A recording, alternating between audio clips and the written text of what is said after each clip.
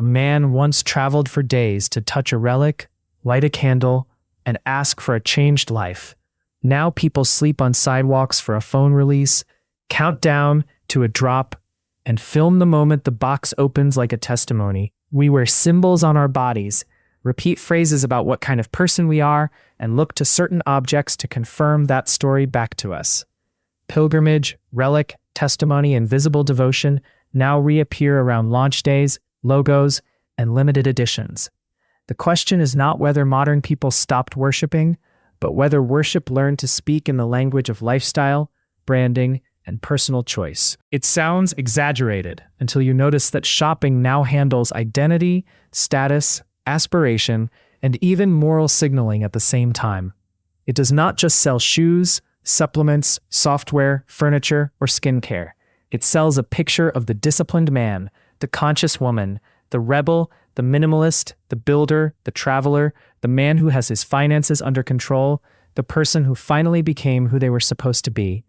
In many societies, religion still exists, sometimes strongly, but its public authority weakened while market culture expanded into the empty spaces.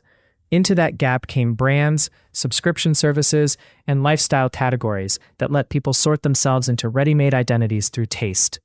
A lot of people hear this and think the point is that buying things is bad. That is not the point. Buying things is normal, useful, often necessary, and sometimes genuinely enjoyable. The trouble starts when brand choices, routines, and purchases become the default way people answer questions that used to be addressed by faith, family, or civic life. Who am I? What kind of life is good? Where do I belong? How do I become clean after failure? What should I hope for? And what will make me feel that my life is adding up to something? For a long time, many of those questions were answered by institutions that stood outside the marketplace.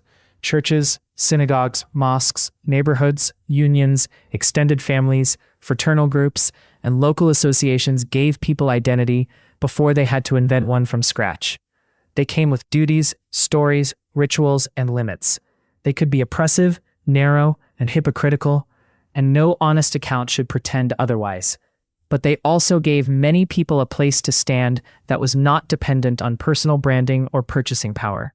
As those structures weakened in many places, people were increasingly told to treat the self like a startup. Build a body, curate a feed, refine a mindset, and turn a personality into an asset. Build yourself, define yourself, market yourself, optimize yourself, heal yourself, reinvent yourself. That sounds freeing at first, and sometimes it is, but it also means you inherit a heavy burden that older forms of life carried for you. If identity is now your job, then every purchase starts to feel like evidence, every habit becomes a statement, and every public choice becomes part of the case you are making for your own worth. That is why a brand can matter more than the object it sells. A watch tells time, but it also tells a story about discipline, taste, class, and ambition. A truck, a sneaker, a laptop, a protein powder, a coffee setup, a mattress, a notebook, even a water bottle can become a badge in a tribe.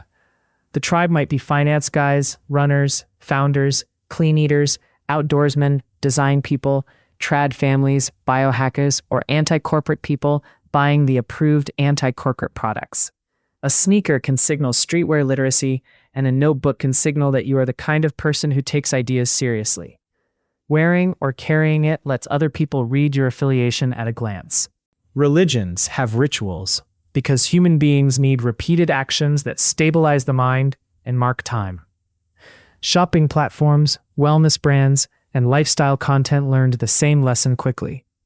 The Saturday trip to the mall, the seasonal wardrobe reset, the morning supplement stack, the Sunday meal prep, the annual upgrade, the skincare sequence before bed, the drop calendar, the inbox refresh for a sale, the unboxing video, the before and after post. All of it gives rhythm and anticipation. Shopping is not prayer, but it can become a ritualized response to anxiety, loneliness, boredom, and the fear that you are falling behind. A flagship store, a boutique gym, or a luxury wellness studio can feel familiar in the same way older sacred spaces do. Older religious buildings used architecture, light, music, scent, and repetition to shape attention and emotion. Flagship stores, boutiques, and wellness studios do the same with hushed acoustics, polished surfaces, signature scents, and carefully controlled lighting. The flagship store is quiet, polished, symmetrical, clean enough to feel moral. The luxury boutique asks for reverence. The wellness studio offers soft lighting, purified air, a script of renewal, and a promise that the right program will restore the self. The airport lounge, the co-working space, the members club, the boutique gym, each one offers controlled belonging for a fee.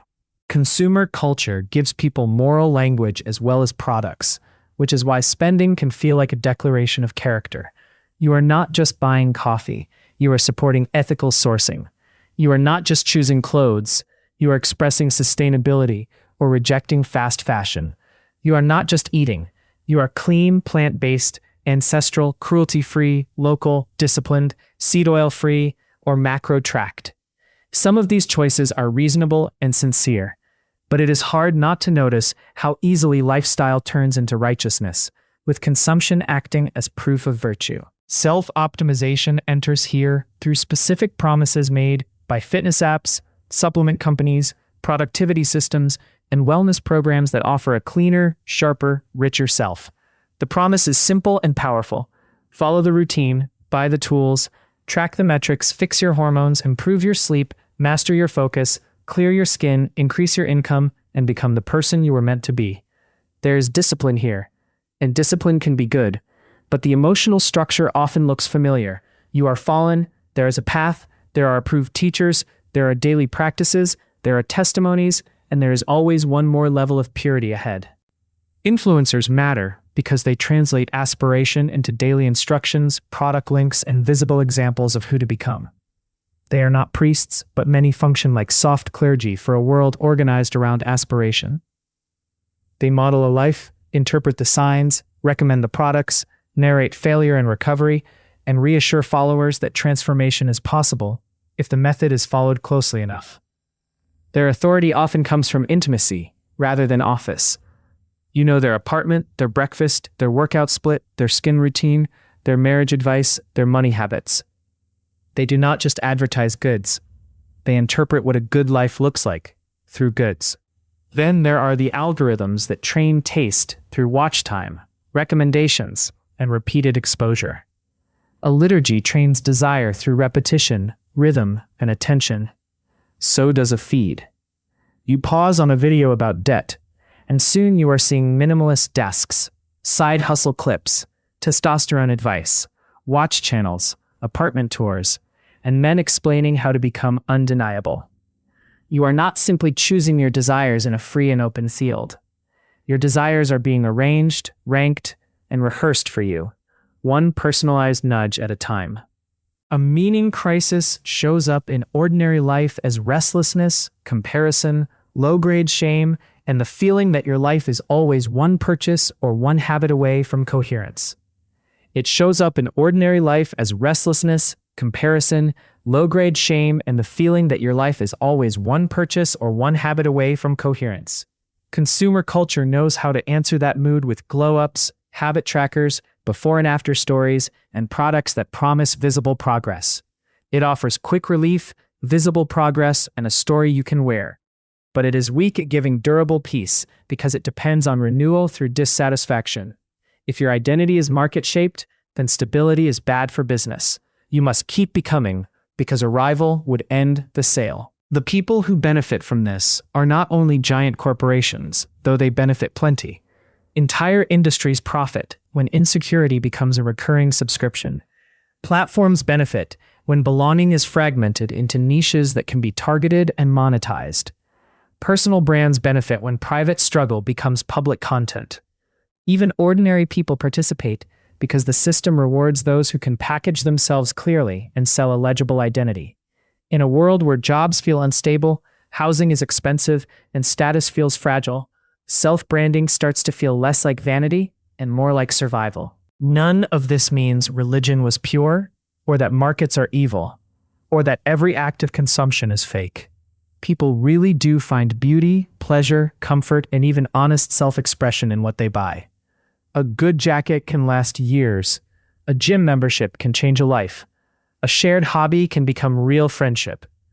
What makes this unsettling is that people often bring needs for forgiveness, belonging, and purpose to systems built to convert those needs into repeat purchases. It is that many modern people are trying to solve spiritual hunger with market tools, and market tools are built to keep hunger moving. Beneath the shopping, the curation, and the search for the ideal life, the hunger itself is not ridiculous. It is old. People want initiation, forgiveness, discipline, belonging, purpose, and contact with something that doesn't collapse the moment the trend changes. They want to feel known without performing, guided without being farmed for engagement, and connected without needing to buy entry every month. Until those needs find stronger homes, consumer culture will keep stepping in, not because it answers them well, but because it is always open and ready to tell you that the next version of you is one purchase away.